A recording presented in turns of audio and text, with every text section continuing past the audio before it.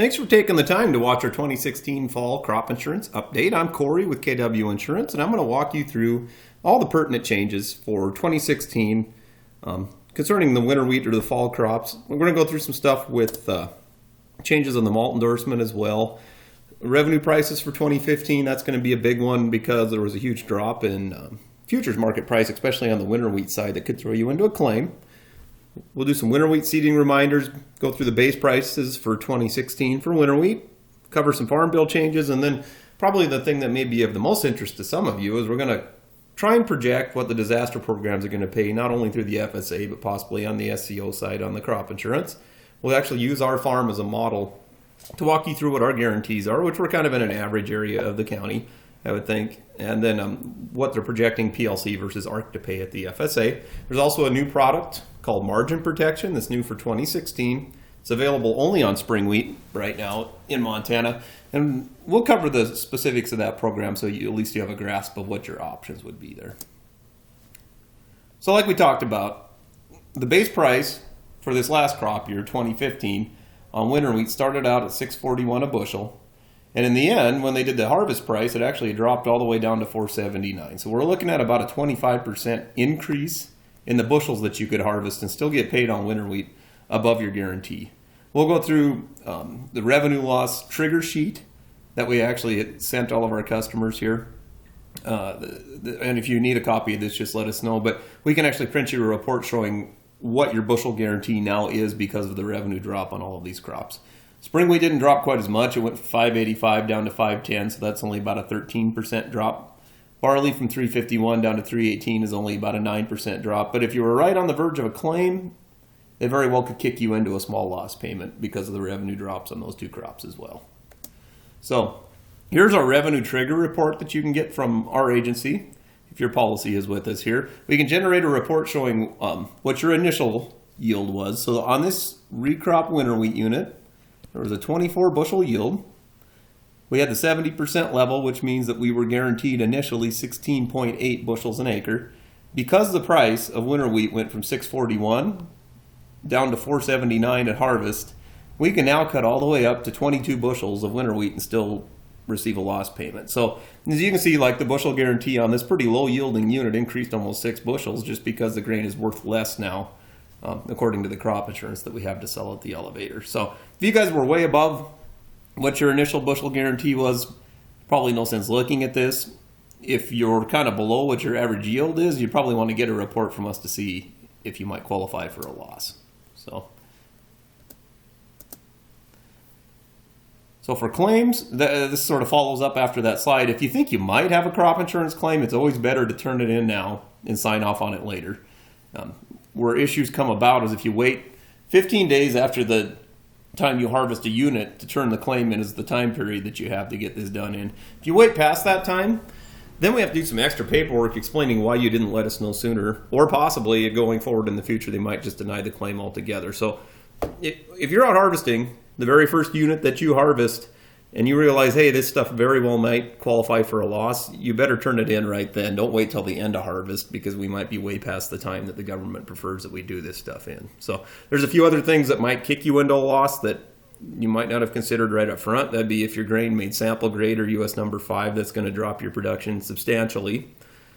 Poor falling numbers is a factor that they would use to drop the production on your spring wheat. And then mold or sprout damage may cause grain to fall into lower yield grades as well. So the only thing that's not considered, which we get for a question all the time, is whether protein on wheat is a factor, and it is not for reducing your production. So for premium payments, they changed this a couple of years ago. So now instead of your premium being due on October 30th, it's due September 30th. If you don't pay it by September 30th on most of our crops anyways, interest will attach. Big thing with this is if you get all the way to September 30th and you haven't mailed your check yet, make sure, especially if you're in a smaller town, that the post office will postmark that envelope the day that you mail it off. Because postmarks are really important as far as the company, whether they're going to terminate your policy because you mailed it way late, or if you want to avoid interest because you're at the end of this deadline, make sure you get a postmark on it when it's mailed. You have from September 30th all the way up till November 30th, so 2 months basically after the due date, to pay it. Interest will attach. but your policy will still go on as normal. If you don't get the payment sent off by November 30th, then your coverage is terminated on the winter wheat until it is paid. And then if you don't get it paid until spring, all the spring crops will be terminated as well. So really, really important to get that paid by November 30th if you want to avoid interest September 30th. And there's no forgiving interest anymore, basically, because they considered that discounting or rebating back to the customer. So if you don't get that mail by September 30th, pretty much you're going to be stuck with the interest. Here's a big change for 2016. Now, organic versus conventional wheat has two separate base prices. So the organic wheat price you'll see is at $9.86 a bushel. Part of that isn't as good as it sounds because on the organic side you start with lower starting yields than you do on conventional. But at least that helped reflect the higher price that organic growers are getting, even though they're getting slightly lower yields here. The conventional wheat, $5.34 a bushel, which is probably better than what a lot of you guys guessed. And the reason for that is that they're actually using the wheat market a year out from now, which is quite a little better than what our nearby futures are. So for you guys doing conventional wheat, $5.34 a bushel for your base, $9.86 for organic. The other thing you can do on organic is do what's called contract pricing. And if you do that, you can add the value of your contract on top of that starting price as well. So you very well may be able to get up to somewhere in the ballpark of $15 a bushel on your organic wheat in a contract. We could actually add that value on there as well. So here's one thing that we cover every year because there seems to always be confusion on this, but enterprise versus optional units on winter wheat. And in general, doing enterprise units on winter wheat is probably not a very good plan because it's going to throw all wheats together. So in this example, we have 50 acres of winter wheat in two different units. And then in the spring, we go seed spring wheat in two separate units as well. Normally, if the winter wheat failed, but the spring wheat did great, you could still get a payment on the winter wheat separate from the spring wheat. But if you do enterprise units, it's going to throw these all together into one big pot. So all the winter wheat and spring wheat are thrown together for guarantee and loss purposes. Even if the winter wheat has a loss, you still have to wait to harvest the spring wheat before you'll be paid on it. The other big thing is there's a large discount for this. So as long as you guys understand how this is all going to work, if you're okay with that, the only way you're not going to get paid a loss, like in this scenario, was if the spring wheat did really well versus the winter, right? And the farm as a whole probably did okay. So if you understand all the quirks with this thing and you're okay with that and you want the discount, then that would be fine to go ahead and do it. It's just we want everyone to understand that the winter and spring types are going to be thrown together for loss reasons if you do enterprise units. What if we done optional units? We kind of just covered this, but each unit pays separately and winter and spring wheat are separate units. The other thing with optional units is you may even have spring wheat here in the same section as the winter wheat.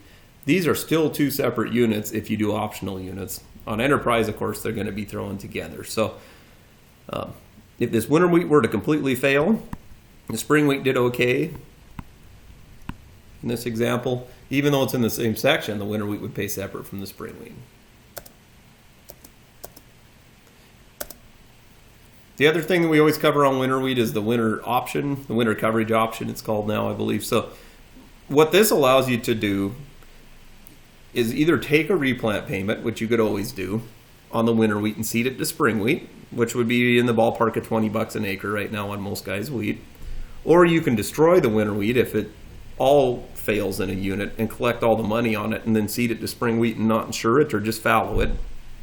Or the third option would be to insure the spring wheat after the winter wheat has failed.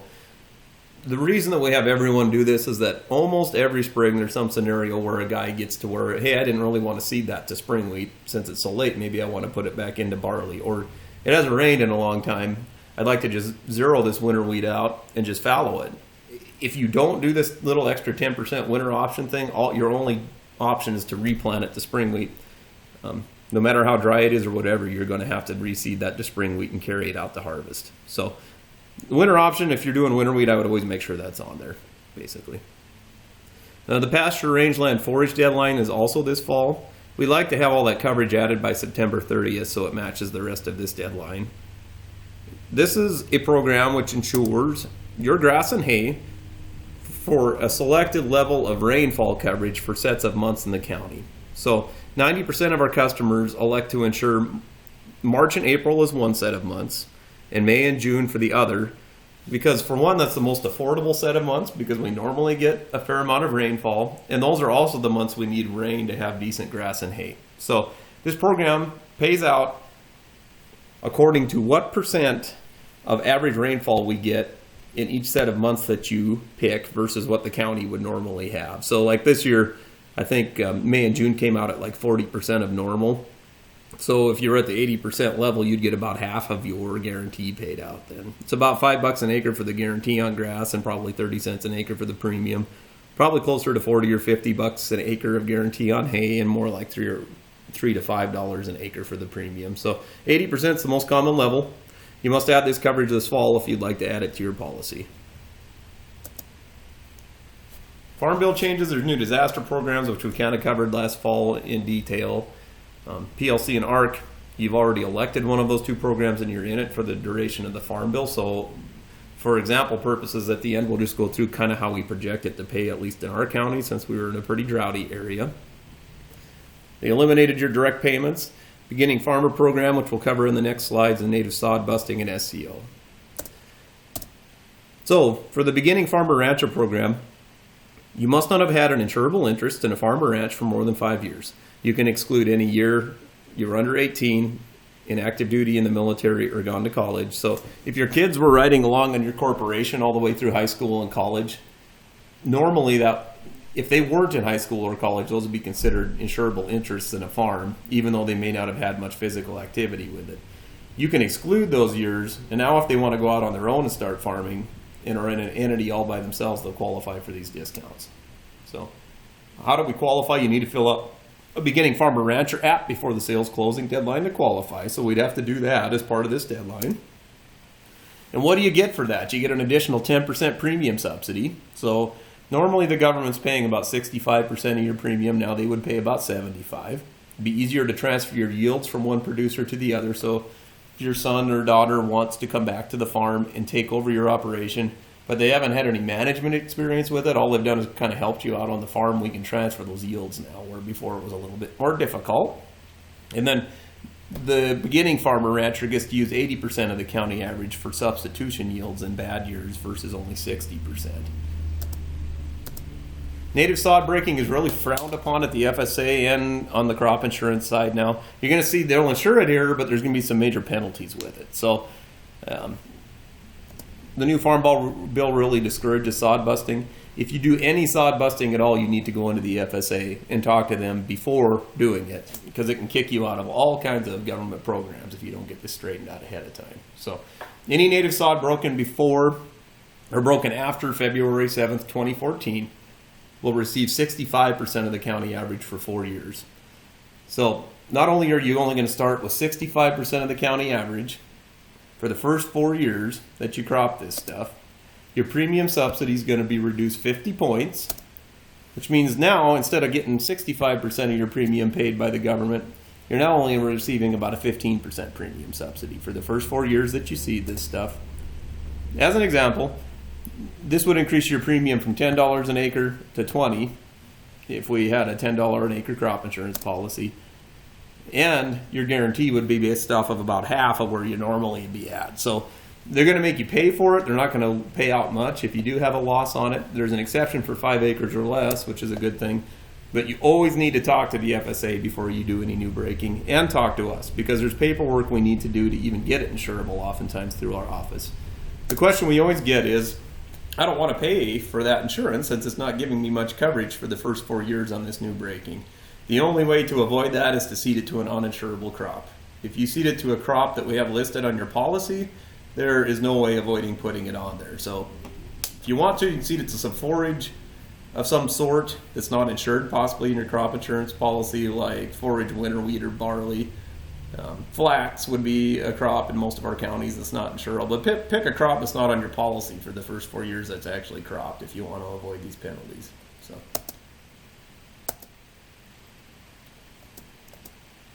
So at the meeting, we polled everybody and asked them, we use clickers and the audience can respond basically, but we asked them if they want to take a 10-minute break, keep going, or this sucks, let's go home. And about a quarter of the people said, this sucks, let's go home. So anyways, we're going to keep going no matter what you guys here want to do watching on the internet.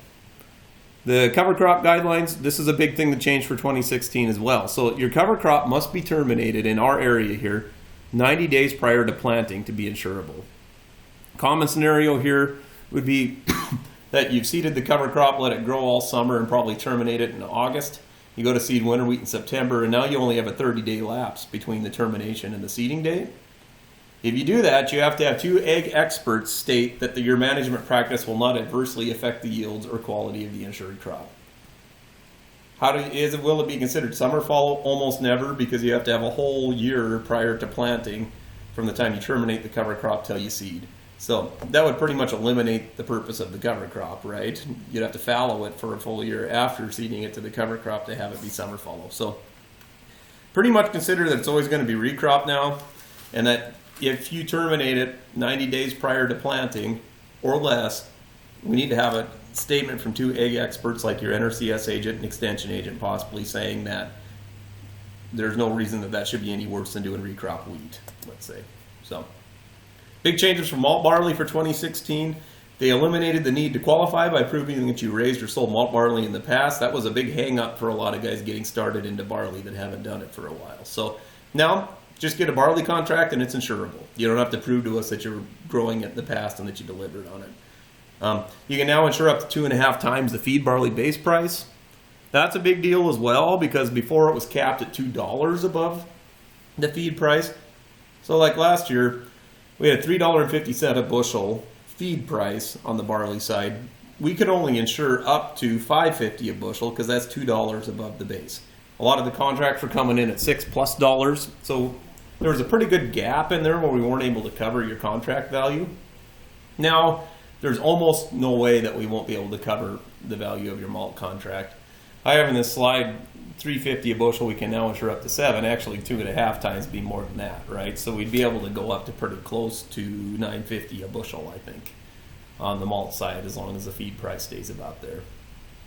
You can also have optional units by contracts in theory anyways on this new malt barley program. In order for this to work, you'd have to have separate contracts for each unit that you plan to insure. That may not be practical for a lot of our operations, but if you have 2 contracts and you can match the acres up, pretty close to right for each contract in different areas of the farm. In theory, if one contract failed completely but they took barley on the other one, you would be able to actually turn a claim in on the whole contract that was rejected, where that before it was all mixed together. So that's kind of a big thing. We'll have more specifics in our spring meeting because there's a lot of these rules on the malt side that haven't been clarified yet. So, but one more time, I'm sorry, I'll skip back to this slide, but remember that they eliminated the need to qualify yourself for malt coverage in the past. So if you guys want to look at doing something other than wheat because the price is so poor next year, malt barley may be a good thing to look at, even if you have no history on it. Margin protection, this is the new one for 2016, right? That we got a whole bunch of questions out here because it's a new program. I'll take you through how it works, and then you can kind of decide for yourself whether you think this is a workable thing for your operation or not. So how does it work? They use a combination of input costs, which we'll go through in more detail, to come up with what your cost per acre would be for wheat in each county in Montana. And then they use grain prices times the county average yield to come up with what your gross dollars on wheat should be for the county. At the end of that, to be able to take your estimated revenue, which is your yield times your price, minus the estimated inputs using all these inputs here, which we'll cover on another slide, to come up with what your projected margin is. Margin is the same thing as profit, right? So they're trying to guess at the beginning of the crop year, what are we expecting that we possibly are going to make on wheat in the county? If this number falls below a certain trigger point, then they're going to start to pay you on the margin protection side. So here's a simplified example using Toole County's, pretty close to Toole County's averages anyways. So we have 25 bushel yield in Toole County. We're going to say $5 a bushel base price for wheat for simplicity reasons here. So they're going to guess that for Toole County, and this is a county-wide program, not based on your individual units. That's the other part I should have covered earlier. But for the county was expecting to make $125 an acre on wheat gross. Our costs, after figuring in the fertilizer and chemical and fuel and all that stuff, are going to be $75 an acre. So our profit margin, they're projecting to be at $50 an acre in Toole County. Now, the actual crop income and cost for the county are figured at the end of the crop year. So At the beginning, this fall, they're going to figure what are we projecting is going to happen. Next fall, they're going to say, well, what happened actually in the county? So they're going to get the county's average yield for wheat for the year, take that times the price per bushel, they're going to come up with a gross dollar amount. I should say that this 20 bushel average that we use, like in this example, that won't be figured till the next spring because they have to get all the survey data in first before they can even figure that number up. So just like SCO, PLC, and ARC, this program won't, even if it triggers a payment, it won't be paid out until the next crop year, probably relatively late into the year because they have to get all the data in first before they can pay it out. So in this example, we were saying that our revenue for the county was projected to be 125. Now we only realized 80 because it was droughty plus the wheat market went down. Our costs, in my example here, I said went from $75 an acre and they dropped down to 70 because let's say the price of fertilizer and diesel fuel went down at the same time that these other commodities tanked. So we only realized $10 an acre margin in Toole County, and we were expecting to get 50, right? So based on our level election, we elect 80% for margin protection. So 80% of our initial $50 margin projection comes out to $40 an acre of margin coverage for this insurance policy. Our actual margin came in at 10. So every spring wheat unit at this point on our policy would trigger a $30 an acre payment. It doesn't matter if it's recrop, summer fallow, or whatever. They all get the same payment per acre because this disaster program triggers on a county level. So we qualify for a $30 an acre loss payment. This slide just shows us where they came up with these projections at. These are actual Toole County numbers using the prices for this fall. So Toole County was at $140. The projected cost came in at about 90. So their projected margin for Toole is $50 an acre. This is going to be a more detailed example here to take you through some of the quirky things with this policy. So we elected 80% coverage. So just like in our last example, we have $40 guaranteed margin in the county. Around April of the following year, all the factors will be figured. Could be later, but it's going to be the following year anyway, so that you understand that. So for this example, the county yielded 20 bushels for 2015.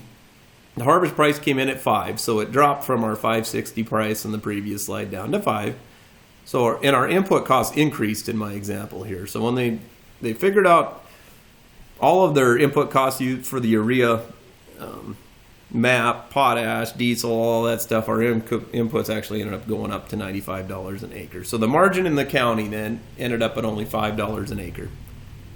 This part of the program is pretty straightforward and easy to understand because we were guaranteed 40. It came in at 5 right here. So 40 minus 5 means that we get a $35 an acre loss payment because we made less money for the whole county on wheat than what we expected, right?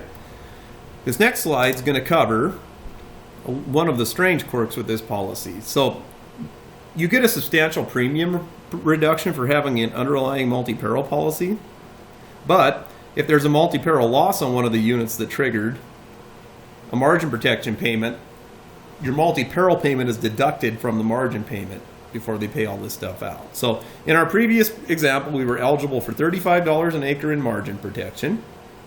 We're going to say that you also had a multi-peril loss on one of these units. So let's say you had a $20 an acre multi-peril loss because it was droughty. You had a unit that fell just barely under a loss and you got $20 an acre paid out on your individual policy side. That also qualified, remember, for $35 an acre for margin protection because that triggers in every unit at this point.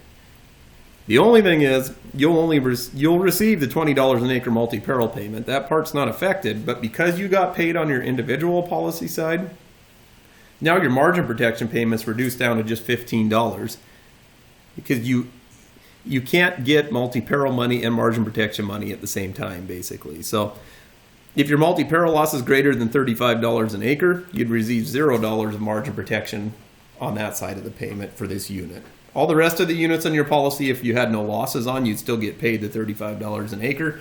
Once your policy starts to trigger payments, though, on the multi-peril side, it doesn't take a very big loss to kick you out of this margin protection program for a payment. A little bit weird because you're paying premium in there for that coverage in the margin protection side, and you're paying premium in on the federal crop side as well, but if the federal crop triggers a payment, you don't qualify for margin protection. They do give you a pretty substantial discount for having underlying crop insurance, but that is because there's a really good chance that the crop insurance is going to take you out of a payment on this, right? So here is an actual Toole County quote that I did through the margin protection site. If you had no underlying multi-peril policy, it'd be about $8.21 an acre for $42 of coverage. So that matches pretty close to what we just did for an example on that previous slide. You'll get about a 50% premium discount for an underlying 70% multi-peril policy. So it's going to cut your premium down to $4.10 per acre for this $42 of coverage. But still, I don't know that that's worth $4.10 an acre, considering the multiple ways that you could possibly get taken out of a payment for that $42 with the underlying multi-peril loss. So you can think of scenarios where this certainly would pay, and probably pay a substantial amount on your policy. If we had a big run-up in fertilizer and fuel costs, let's say, and the county cut kind of an average crop, there's a good chance this would trigger a payment on the margin protection side and not on your federal crop side, and you would get all that money. But in general, if you compare this to SCO, I think your odds of getting your money out of the SCO are a lot higher. I just wanted to make sure we covered this program so that you guys would understand how it worked. And if you have more interest in it, feel free to call our office. We'd be glad to go through it with you. So I'm going to take a quick break here, split this into another part on our presentation, and we'll cover the disaster programs, kind of a quick summary of what they are in case you guys sort of forgot what you had enrolled in last fall, and then how they'll probably pay out using our base acres and our insured acres on our farm.